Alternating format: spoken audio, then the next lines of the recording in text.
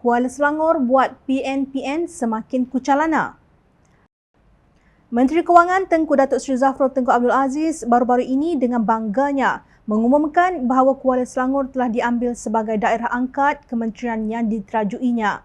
Beliau juga mengumumkan kelulusan bagi pembinaan stesen jajaran utara projek laluan rel Pantai Timur ECRL di Puncak Alam. Saya telah mohon pihak berkaitan untuk memberi pertimbangan rapi terhadap permintaan stesen ECRL ini dan alhamdulillah ia telah diluluskan dan insya-Allah akan ada stesen ECRL di Puncak Alam ini. Katanya ketika berucap pada Majlis Kenduri Rakyat Kuala Selangor pada 5 Jun lalu, lapor bernama. Adakah Tengku Zafrul juga dihinggapi sindrom pemimpin cap ayam kerana tidak dapat membezakan antara bidang kuasa seorang ketua pegawai eksekutif, CEO dan seorang menteri kewangan? Bank mungkin boleh mengambil mana-mana kawasan sebagai daerah angkat untuk projek dalam tanggungjawab sosial korporat atas alasan tertentu. Namun, apa alasan Tengku Zafrul untuk mengambil Kuala Selangor sebagai daerah angkat? Sedangkan kita tahu Kementerian Kewangan bukan milik Tengku Zafrul kerana tanggungjawabnya merentas ke seluruh daerah di negara ini. Tidak kira sama ada beliau secara peribadi menyimpan sedikit sentimental dengan daerah Kuala Selangor. Justru tidak mengherankan jika tindakan Tengku Zafrul itu menimbulkan pelbagai spekulasi selain kecaman daripada kedua-dua blok UMNO dan Pakatan Harapan.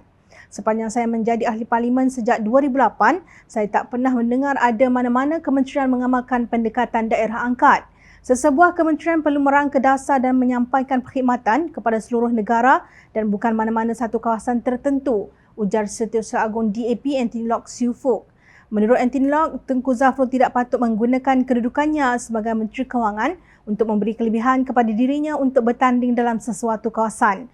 Tambahan pula, kelulusan untuk sesebuah stesen kereta api juga bukan di bawah bidang kuasanya sebagai Menteri Kewangan. Kelulusan untuk railway scheme adalah di bawah tanggungjawab Agensi Pengangkutan Awam Darat yang merupakan agensi di bawah Kementerian Pengangkutan, tegasnya. Turut tampil memberi nasihat kepada Tengku Zafrul ialah Naib Presiden UMNO, Datuk Seri Muhammad Khalid Nordin. Dalam satu hantaran di Facebook, Muhammad Khalid mengingatkan negara sedang berhadapan dengan pelbagai cabaran. Sambil membidas pihak yang terbabit, beliau mengakui bahawa ekonomi negara menunjukkan pemulihan yang sangat perlahan. Pelaburan asing hanya sekadar iltizam di atas kertas. Krisis makanan adalah realiti yang nyata. Sistem imigrasi terus bermasalah. Kesesakan lalu lintas membarah apalagi bila sistem rel semuanya semakin usang dan menua. Penafian bukan lagi pilihan kepada kerajaan. Barisan Nasional sebagai sebahagian dari kerajaan tidak akan lari dari tanggungjawab atas semua ini, ujarnya. Beliau menyelar pihak yang meletakkan segala kesalahan kepada Perdana Menteri Datuk Seri Ismail Sabri Yaakob. Menurut beliau, tindakan tersebut adalah tidak wajar. Menteri-menteri terbabit wajar tampil dan menunjukkan kepimpinan. Namun, di mana semua menteri di kala Perdana Menteri berhadapan dengan pelbagai asakan kerana kecelasan mereka dalam tanggungjawab, bidasnya. Kecuali Tengku Zafrul, secara tersirat beliau menyalahkan menteri-menteri yang terdiri daripada bukan ahli parlimen UMNO, khususnya Bersatu. Krisis makanan bukan isu baharu dan semakin meruncing semasa pandemik. Masakan menteri dan kementerian berkaitan tidak boleh merancang ke hadapan bagi mengelakkan segala masalah ini. Ayam, ikan, daging, sayur-sayuran dan minyak masak menjadi mahal, tetapi yang lebih membimbangkan ialah bekalan makanan tidak mencukupi. Malaysia negara membangun paling berjaya, tetapi masakan rakyat Malaysia dalam kurun ke-21 kekurangan makanan apalagi sumber protein, tempelaknya.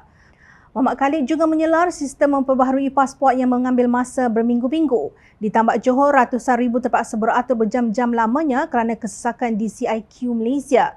Sedangkan semua mempunyai masa hampir 2 tahun untuk menambah baik sistem bagi kelancaran perkhidmatan sewaktu pandemik, ujarnya. Beliau juga mendakwa LRT tidak berfungsi dengan lancar dan menyukarkan ratusan ribu pekerja yang harus ke pejabat setiap hari. Kesesakan di Kuala Lumpur dan Lebuh Raya pula semakin menggila. Semuanya hanya memaparkan satu gambaran bahawa perkhidmatan awam di Malaysia berhadapan krisis keyakinan dan kecekapan. Kepada Menteri Kewangan, keutamaan negara ialah mengatasi krisis ekonomi. Keutamaan menteri nampaknya Kuala Selangor.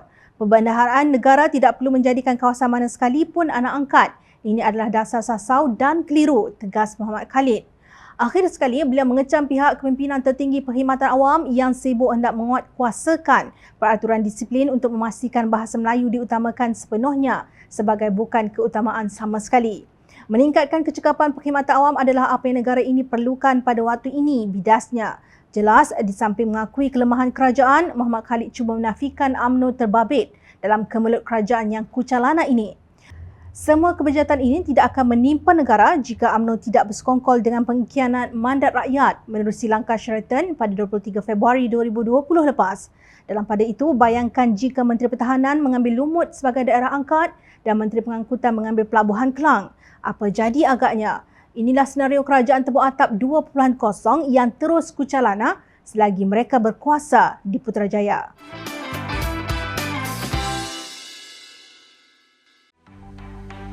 Mencari maklumat dan berita politik yang bebas, kupasan yang tepat, panas. Dapatkannya secara eksklusif hanya di Jom Channel. Komitmen kami, pentasan berita Isnin hingga Jumaat. Berbicara dan isu semasa, kami garapkan secara langsung. Panel-panel berkaliber dan profesional. Interaktif, pandangan anda kami raikan. Jangan lupa bersama kami di setiap hujung minggu dalam edisi khas mingguan. Jom Channel, moving forward, sharing a new experience.